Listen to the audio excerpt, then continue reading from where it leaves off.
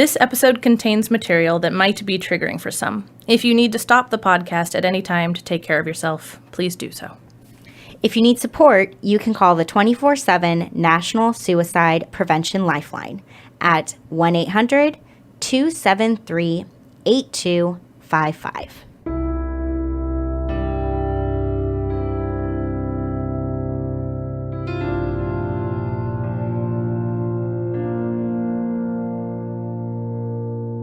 Dialectical behavior therapy was created in the 1980s by Marsha Linehan in Seattle, Washington.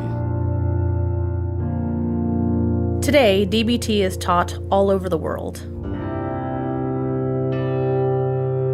We're two therapists who believe everyone can benefit from DBT skills. I'm Kate. I'm Michelle. And this is DBT and Me. Hi, everybody. Hello. Hi. So, we are going to do an episode today all about self-validation and self-respect. Because who couldn't use more of that? Right? Yes. Who couldn't use more of that? Right? Because this really relates, even though, right, this is self-validation and self-respect, and we're in the interpersonal effectiveness module, which is all about communicating with other people. When we are able to validate ourselves and respect ourselves, it impacts our communication in a positive way, I would say. Right, absolutely. And thinking back on some of the skills we've talked about, of thinking about give, where validating others is a big part of give, and fast, which is all about like maintaining our self-respect and setting boundaries and all of that.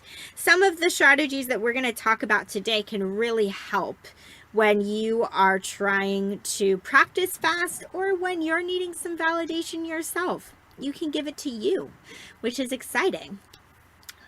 So also, before we dive in, quick caveat.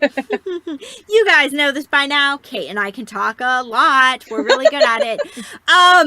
But Kate today has to be off by a certain time. Yes, I have an appointment. So, I was going to say, so you could go to therapy. It's true. That's what you're doing. Yes, I am seeing my therapist today. She has therapy after this. And I have therapy actually after this too, just later in the day. So if by the end Kate has to go, I'm just going to finish this out on my own, and I'm going to do the closing moment myself. Yes. So we're going to try see if we can not do it to in time. blather quite as much today. We're going to try. We'll see how we do. Speed run. Kate, you get to start. Oh, all right. So, I think Michelle was talking about this all being about self-validation, self-respect. So basically, we're just going to go through, there's a handout that DBT has that has basically some strategies you can use to help increase your self-respect and help increase your both frequency of and ability to validate yourself. So that's basically what each of these things are. So the first strategy they list is check all the facts to see if my responses are valid or invalid. I think that this, because it's possible that you'll come up that some of your responses were invalid. It can seem like a weird thing to be using to validate yourself, but really it's about building self-respect by being honest with yourself is how I see this. Because even if you, it takes strength and respect to be able to look at yourself honestly and be like, well, that was not the most valid of responses in that moment, right? And you can learn from that, right? So I see this as like, don't shy away from looking at things honestly, even if maybe you didn't behave in the way you'd most have wanted to, because that's how you learn and grow. And being able to face yourself honestly is a huge part of building self-respect. Mm-hmm. Yep. I think with that one too, sometimes other people in our lives can say that what we're saying or how we're feeling is invalid. Yep. And we can just take that at face value and be like, oh, I must be wrong, or, something like that. And then when you check the facts can actually help you see that, no, wait, like, I was right, or I wasn't wrong, like they thought I was, or whatever it may be. If, you just kind of take people's responses at face value, you may miss times when you are actually being valid. Mm-hmm. The next one says to check it out with someone you can trust to validate the valid. So if you have, we've talked about this idea a few times of a trusted other. somebody who is a close family member or close friend, somebody who is really supportive of you, and not someone who's necessarily going to sugarcoat things for you or tell you what you want to hear. But somebody, we also, I feel like, can have those like devil's advocate kinds of friends that will always tell you when you're wrong. Not them. And finding somebody in the middle, not somebody who's going to coddle you, not somebody who's always going to point out your flaws, but somebody who's just really going to shoot straight with you. When you're on track, when you're getting off track, they're going to tell you what it is. And to basically check in with them to say, hey, this is what's going on with this situation. This is how I handled it. Like, I think I did a pretty okay job. Like, how did I do? Or whatever it is. And just see if they can really give you a good sense of, when you had a time when you were on track. Even if you got a horrible response from somebody else, maybe that horrible response had nothing to do with you. And they can really emphasize that for you. Nice. Yeah. I like it. Also, you're a trusted other for me, Michelle. Oh, thanks, Kate. You're one of my trusted others, too. Yay. All right. Next one. So, acknowledge when your responses didn't make sense and were not valid. I think that ties in really a lot with the first one that I was talking about. Yep. Yeah. Which is, I don't know how do I want to phrase that? The only thing I would add to what I said before is, you can validate your own ability to see when we're being invalid, right? Like, does that make sense? Like, it's like, good job me. I'm willing to look at myself honestly. Like, not only does that honesty help you build your self-respect, but it can be something praiseworthy in and of itself, is to be, willing to look at yourself that openly. Yeah, a lot of people can't do that. Mm-hmm. So that takes real strength. Yeah. This one says, work to change invalid thinking, comments, or actions. And then in parentheses, it says, stop blaming. So I think it's one of those things where, like, when we recognize that we were getting off base with our perceptions of something, with how we were responding, whatever it is, we did something that maybe wasn't truly in alignment with reality, or we just did something that later on we regret, or whatever it is. I think it's really important to stop blaming in those situations. We can turn to blaming other people. We can turn to blaming ourselves. We can just get really hard on ourselves and try to find all the reasons for, like, how we messed up and why and all of this. And that... You can also blame environmental factors. Yeah, blaming the environment. It can be all sorts of things. And I think rather than spending all of our time being like, well, this is what was wrong, or that was what was wrong, or this influenced me that way, or whatever it is, we can spend too much time in that rabbit hole on occasion, to where we're just finding the causes of what went wrong rather than trying to find solutions for what to do next time.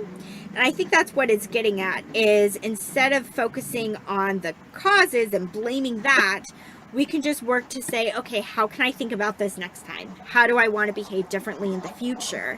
And that can feel better than blaming ourselves or other things or people when something goes wrong. Yeah, and it's more productive. Yeah, absolutely.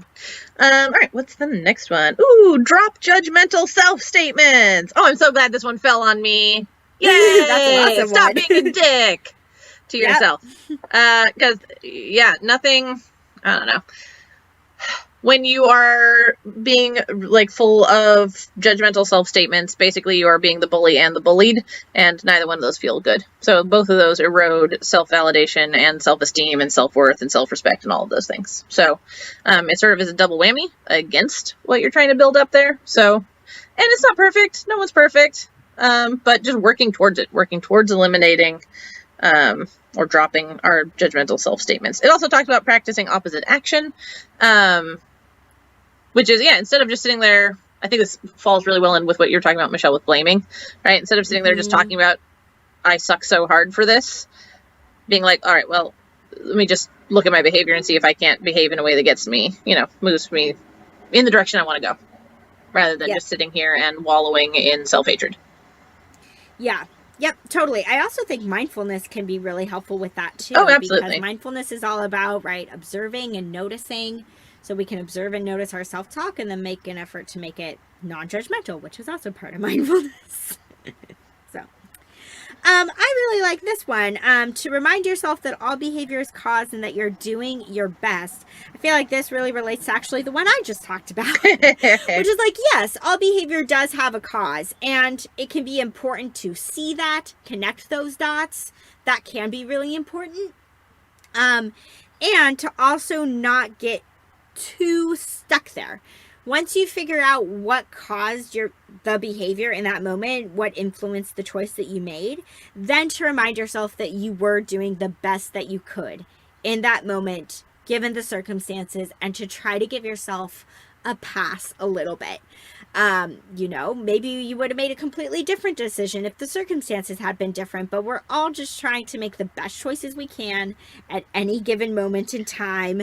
And so that's an important thing to really remind yourself. That can feel hugely validating to be reminded that you're doing your best. Yeah, well, and doing your best doesn't mean you don't fuck up, right? So there is a place wherein you are holding yourself accountable for the consequences of your actions without, if we see the one I was just talking about, being full of judgmental self-statements, right? Yeah. It's possible to both be like, I don't know, basically, I fucked up. I was definitely doing the best I could given the situation and all the things that led up to my behavior. And also, I now need to, I don't know, make amends or do something, because of the consequences of what I did, right? We can have all of these things, right? Like, I was doing the best and I fucked up, and those don't have to contradict each other. Yeah, very good point. Dialectics. Woo! Yay. All right, what's the next one? Be compassionate towards yourself and practice self-soothing. I don't know. Every time I talk about self-soothing, I just want to be like, oh, this makes me feel melty, but in a good way. Yeah.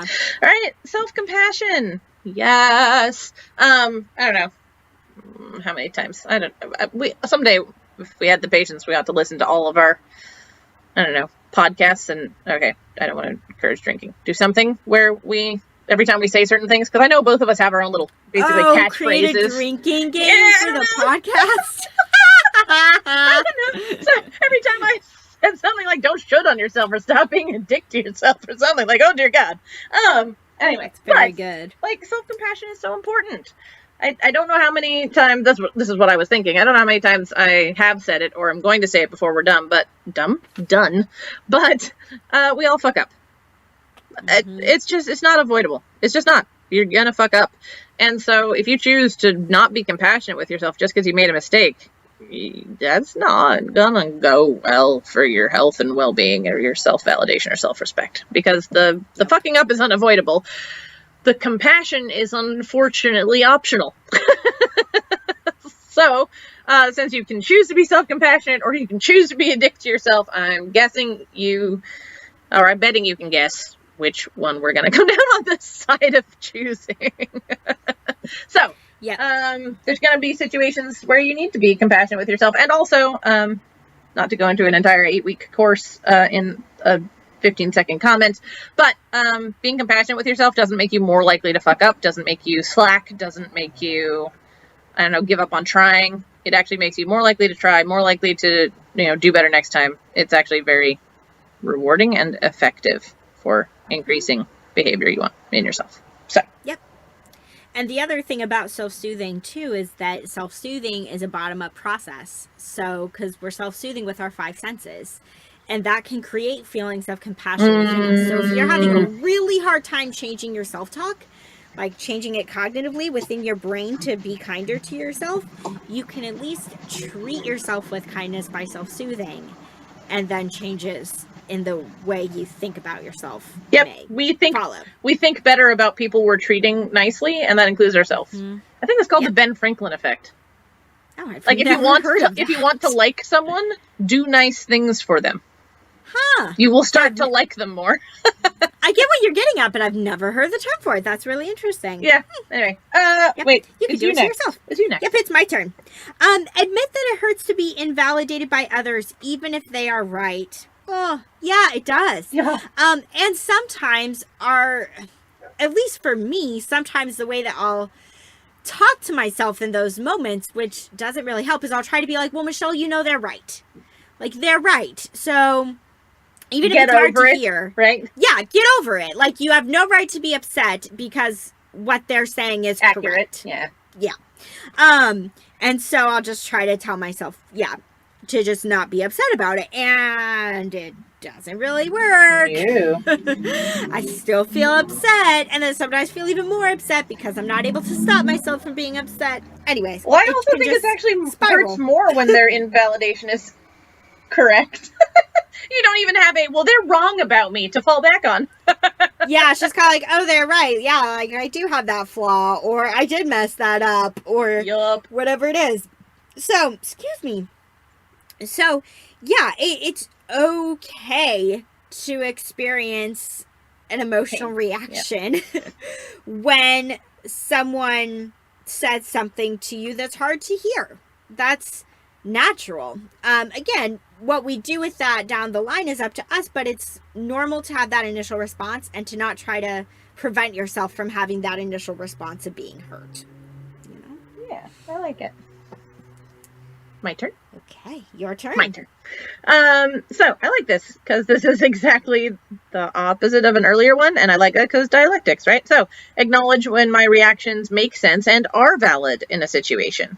We were talking earlier about acknowledging when they don't, but I don't know. You tell me if you see this as much in your clients as I have seen in mine and in myself, Michelle. But people are, on average, I think, not all the time, but a lot of people are way more willing to admit their faults than their successes, right? People are willing to take responsibility for everything that goes wrong in their life, but when something goes right, they're like, oh, it was just luck, or it was, someone else did this thing, or it was just a circumstance, or it was, right? Like they're much better at beating up on themselves than they are at the praise, at the validation, at admitting when they did well, right? So as much as it's important and takes a lot of internal strength to be able to honestly and without being a dick admit when you've done something invalid or inappropriate or whatever, I can also take a surprising amount of strength to be able to be like, you know what? I was right. That was the appropriate response. That was a valid way to handle that. I did a good job. I did a good job. Mm-hmm. My, especially if, I don't know, if you've had a lot of your emotions invalidated through your life, to also, validate your own emotional response. Like, you know what? Being hurt made sense there. Yep. It did. Yeah. And I do see that a lot with my clients. And it really seems that a big factor in that is because we're told in society that if you are basically giving yourself a pat on the back, telling yourself you did a good job, all of this, that's cocky, that's arrogant, whatever it is. Self-centered. Like, it really, it gets a bad rap if you do pause and go, I did a good job. Yeah. I make my clients do that. I was it's so right. awkward. I'm like, hey, I want you to brag to me. It makes them so uncomfortable. It's hilarious. Yeah. We're really taught to not do that. We're taught that it's better to be humble or whatever it is. So, I think it is really important. And I'm of the belief that we are not ever valid all the time, and we are not ever invalid all the time either when we're moving through life and, again, doing things and whatever it is. Like, sometimes we do things that, again, are off base and off track. And sometimes we do things that are spot on for the situation at hand, with how we choose to handle it and how we act.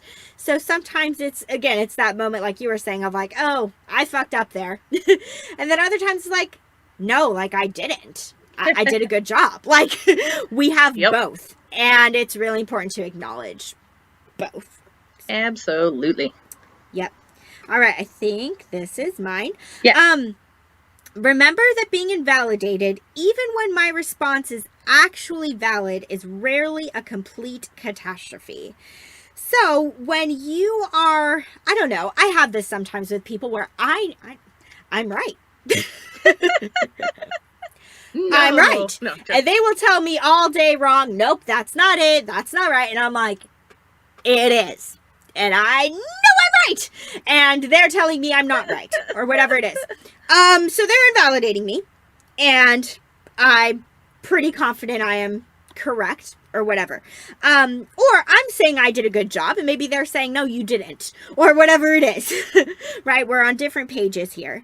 And is that a complete catastrophe? No.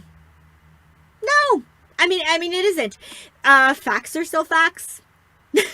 We can be on different pages about what's going on, and that doesn't change what's actually happening. And I think it's something too where there's a lot of things that are, I don't know, in life that are subjective. And just because I'm feeling one way about it and someone else is feeling another way doesn't make either of us right or wrong. So even if that person wants to invalidate my point of view or the way that I'm feeling about things and tell me that I'm not supposed to be feeling that way or what have you, that doesn't mean, how have you put it before, Kate, that they are the arbiter of reality? Yes. I think is how you phrase it sometimes. Arbiter of truth, arbiter of reality, same idea. Yeah, it's kind of like, well, okay, they have a different opinion than me. We see it two different ways. That doesn't mean that my way is wrong. Yep. I also think that this is a good place for that saying that I think both of us have used a couple of times of how someone treats me says more about them than it does about me. Oh, yeah. I absolutely think it fits right? there. It's just like, all right, yep, they're invalidating me. That doesn't have to weaken. Ooh, like with fast, your values. Right? You can still hold on to them. You can know you're right. You can know you were valid no matter what other people are saying, right? They don't get to, as Michelle said, be the arbiters of reality. And if they decide to be that way to you, it says more about them than about you anyway. All right. Yep. Let's see. Describe my experiences and actions in a supportive environment. I think I get this. Tell me if you interpret this a different way, Michelle. I think this is sort of like that trusted other, only maybe in a broader sense. So this could be to one person, or this could be in like a support group, like a literal group of people, but on an online forum that you're supported. Right? It could be in a lot of different things, but I think this is just basically, if you know it's a supportive environment, this is a place where you can describe how you acted in order to have that external validation bolster your own internal validation. I completely agree with that. The example that came to mind for me is that I have a client who struggles with chronic pain. Yeah. And basically her family members more or less tell her, suck it up, do these things, whatever. And my client really struggles with that. And so then she gets to come to therapy, right, and be validated by me, where I'm going to say, you are doing your best, you are trying. If she's telling me, oh, Michelle, I'm having a really bad pain day today, I don't tell her, it's probably not that bad, you're fine, I sit there and I was like, oh, that's so rough, and she gets to feel validated by my support, where she's not getting that from her family. I think that's what therapy is for a lot of people. Yeah, we're a supportive environment, but I think it can also be bigger other spaces too. But just so describe what happened, describe what you did, describe what's going on in a place where you're going to be supported. Yep. Yeah, totally. So this one I think is really important. Grieve traumatic invalidation in your life and the harm it has caused. And it used the term trauma here. Traumatic invalidation. And I can almost bet that for nearly all of us, there is something that someone said to us at some point in time, even if it was years and years and years ago, and we remember. It stuck with us. Something about what they said is rooted. And even if we don't think about it all the time, it may crop up every once in a while. So that is trauma, because that is sticking with you for some reason or another. And that it's really important to look at that. And I think using the word grieve here also really makes a lot of sense, is to look at, how has my life been different because of the invalidating experiences that I've had. Some people thankfully grow up in a pretty supportive household, pretty supportive family. Some people have the entirely opposite experience and were invalidated every single day of their childhood by nearly everyone around them. Kate, are you waving your hand? Yes. That's me. Yeah. And that is a sad thing, that like it's okay to look at those experiences and to go, wow, like that's really shaped me. Even and later. I'm sad. I was actually hilariously, and I know this is me going against us trying to get through this quickly, but I also don't think we're gonna get through it in 3 minutes anyway. So, no, even just yesterday, I was actually in the car talking with my husband, who hilariously, he and I went to the same high school, though we did not meet. We did not know each other in high school.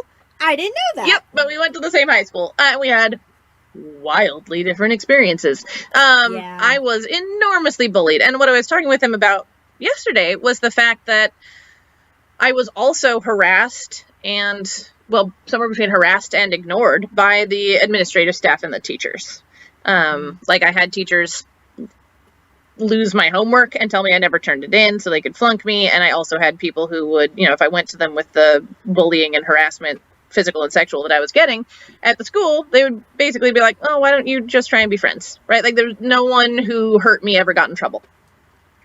And I was talking with him about that yesterday, and I don't know, I'd never really, turns out that even as a therapist and someone being in therapy for a long time, you still figure shit out later in life. And I was like, oh my God, I didn't realize how much of an impact that had on me. But what those teachers really taught me was that nobody cares. Like, I'm alone, and my perspective doesn't matter. Like, the people who are supposed to support me and protect me aren't going to, right? And so, like, that, I think, that to me is a traumatic invalidation from my past. Yep. I'm like, hey, look, these people are harming me, and they're like, that's nice. Like, oh, okay, thanks. Right? So, that sort of thing sticks with us, right? These lay down, oh, hey, wrap it back up in DBT. This is where some of our myths come from. Oh my gosh, yes. It's very true. Yes. We have myths for I think, maybe literally all the different, no, mindfulness, I guess, doesn't have its own myths, but all the other. Mindfulness and distress tolerance. Doesn't either? Oh, okay. Just emotion regulation, and either way, there's a lot of myths we carry around, and I would say that traumatic invalidation births an awful lot of them. Yep. For us personally. So, that's just my thought there. Yep. Like, I'm not worthy of being listened to. Yep. I have nothing important to say or whatever. Yep. Last one is mine, I think. Last one. Practice radical acceptance of the invalidating person or people in your life. That's hard. Yeah. Hopefully, if you're listening to us here, you've also listened to our radical acceptance episodes, so you have a better idea of what that is. So you know that saying radically accepting the invalidating people in your life doesn't mean liking that they invalidate you, thinking it's okay that they invalidate you, approving of the fact that they invalidate you. It's just going, all right, that person is who they are. And I just need to accept that reality. This is who this person is. This is how they behave. Now, after that, you can make all sorts of different decisions, right? Depending on who that person is in your life, what role they play, whether you have to have them in your life or whatever, right? There's all sorts of ways you can move after having that radical acceptance, but no decision you make is going to be correct. I don't want to say that. Like, I don't know. If you're not working from knowing who they are and accepting who they are, you run the risk of making a poor decision. Run a higher risk of making a poor decision because you're not facing reality before making your decision. So, as hard as it is, it's really important to acknowledge, like, all right, I'm just not going to get validation from this person. This isn't a source for that in my life. Now, there's all sorts of things that can mean, but bare minimum, this is not that supportive environment. This is not that trusted other. That's not what this person is. And just accepting that and then moving forward into how you want to respond to that truth. Yeah, exactly. That's what I was going to say, is that once you do maybe practice some radical acceptance around, I'm not going to get validation from this person. And that can be really hard, especially if it's like a parent. Yup. That can be really difficult. But to say, I'm not going to get validation from this person, then frees you up to figure out where you can go and get it from. But first you have to accept you're not going to get it there. Yep. And then you can find somewhere else to get it from. Yes. Rather than continuing to try to get it there. Yeah, don't keep beating your head against that wall necessarily. Well, Michelle, exactly. I have to go. I know. We were so close. We did pretty good. We did. We got through the whole list. We got through the whole damn list. It's so funny. I feel like I'm handing my baby to someone else to babysit for the first time. do a good I've done closing closing moments in groups No, I know. before, but I'm yes, teasing. this is the first time on the podcast. I'm that totally doing teasing. one. I trust Michelle implicitly. I would definitely hand my infant over to her if I had one. Thank you. You're full of validation today for me, Kate, saying I'm your trusted other. You trust me with your baby. I do. But anyway, it's been great, y'all. Seems weird to be signing off in the middle. I'm sure Michelle will give you lovely homework. And, here, I do feel like I have time to do this. I will take this off your plate, even though it's a little early. Do it. Awkward self-promotion time. So, Do it. first of all, thank you so much to everyone who is supporting us through Patreon, which is patreon.com DBT and me. Shout out this week to Rob and Dina. I hope I'm pronouncing that right. Right? Dina? D-E-N-A. I think it's Dina. Dina? Anyway, you are awesome. You know who you are. You know who you are. And we think you're great. Awesome. So, thank you. If you want to head on over and support us, you can choose a $2 or $5 option. Either way, you get a shout out on the podcast. And if you do the $5 a month, you also get a awesome, basically journal workbook type thing that we've created specifically for that. Also, please feel free to check out our Etsy page. Just go to Etsy and search for DBT and me. Always email us all the things at... I always hate saying at the beginning of an email address because there's an at in the middle. It's all confusing. DBT and me podcast at gmail.com and please rate and review us on Apple Podcasts. Did I miss anything? I don't think so. I think you got through it really nicely. Other than and very efficiently. All right, guys, have a great rest of your day. Michelle, have a great rest of the episode, and I will see y'all next week. Okay, awesome. Bye. Bye. Okay, you guys, so for homework, we are going to be posting that list. I think it's 13 things. We're going to be posting that list in the Facebook group. So basically, your homework is to go over to the Facebook group. If you haven't already, please join. And to pick one of those strategies that we talked about. Maybe you can bring one to mind already that we read out that really hit home for you. But to try to practice one of those strategies this week to increase your feeling of respecting yourself and validating yourself. It's really important because, as Kate and I both talked about today, nobody is perfect. We all fuck up sometimes. And sometimes even when we really fuck up, that's when we need to be kind to ourselves and treat ourselves with compassion and self-respect despite the fuck up. So pick one of those to practice and see how it feels. If it helps you feel a little kinder to yourself, that's the goal. And since Kate already did the self-promotion stuff, we're just going to move right into closing moment that you guys get with me today. So this is a closing moment that Kate and I talked about at the beginning before we started recording. So I'm just going to encourage you guys, like she typically does, to just get settled and comfortable wherever you are. Closing your eyes if that feels good and natural for you, or just softening your gaze.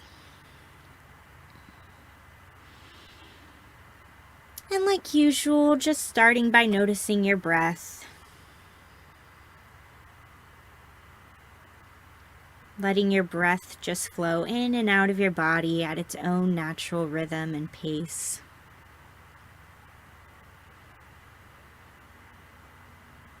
Feeling yourself just become more and more present with each breath you take as we start this closing moment today.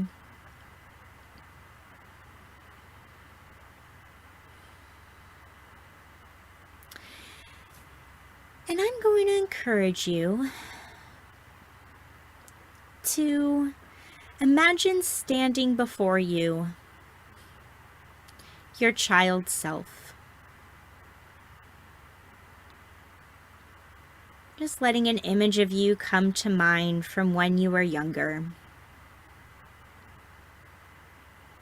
Doesn't matter really what age you are, whether you're very young, like a toddler, or older, like a teenager. Any age is perfectly okay. But just let an image of you form in front of you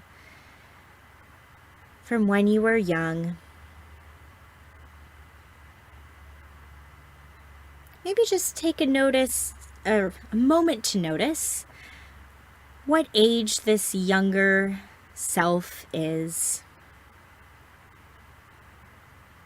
Just look at him or her in front of you.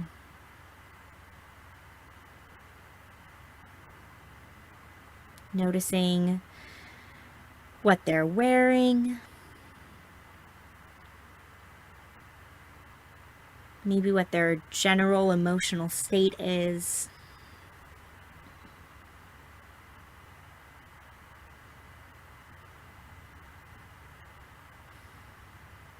And as you continue to look at them,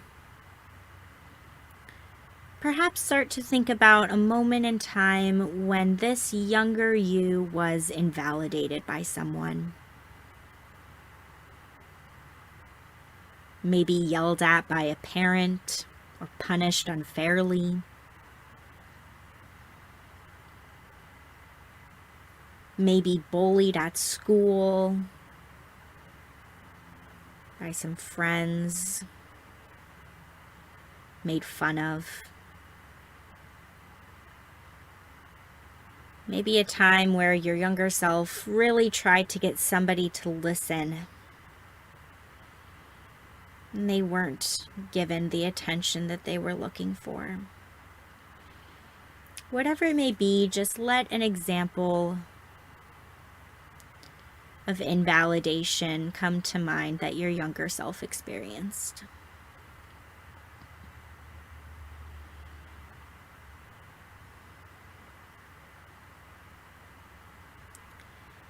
And after you've given yourself some time to think of that example, start to interact with your younger self before you. Maybe this means you kneel down and you get on their level if they're shorter than you. Maybe you give them a hug, or you let them crawl up into your lap and sit there, just holding and rocking them.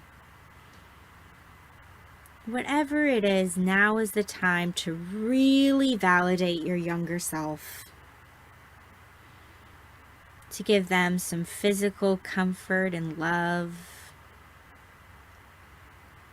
and to also maybe tell them exactly what they needed to hear at that time in their life.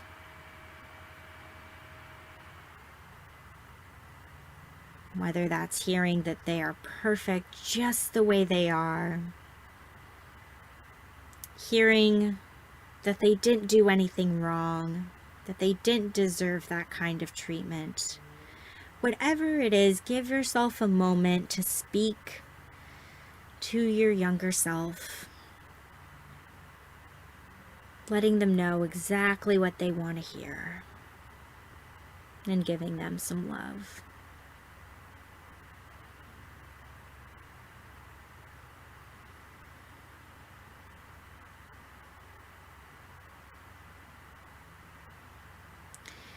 And when that feels complete, you can tell your younger self goodbye for now in some way. Whether that's a hug goodbye or whatever it may look like, just tell them you'll see them later. Because you can always come back to this moment to spend some time with them the next time you feel invalidated by someone or think of an emotional wound that you have from your past. You can give yourself the validation that you needed.